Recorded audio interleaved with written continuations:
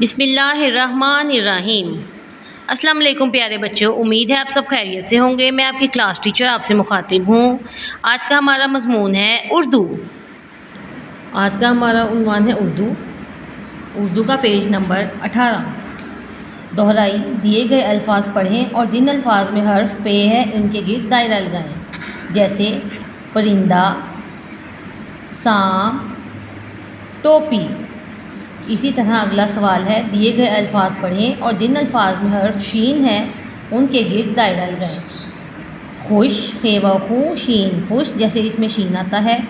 شین یہ شیر، رے شیر، اس میں بھی شین آتا ہے۔ ناشپاتی، نون الف نا، شین ناش، پے الف پا، تے چھوٹی تی، ناشپاتی۔ 1 2 3 ان 3 حرف میں شین کا استعمال تھا، ان کے گرد ہم نے دائرہ لگایا۔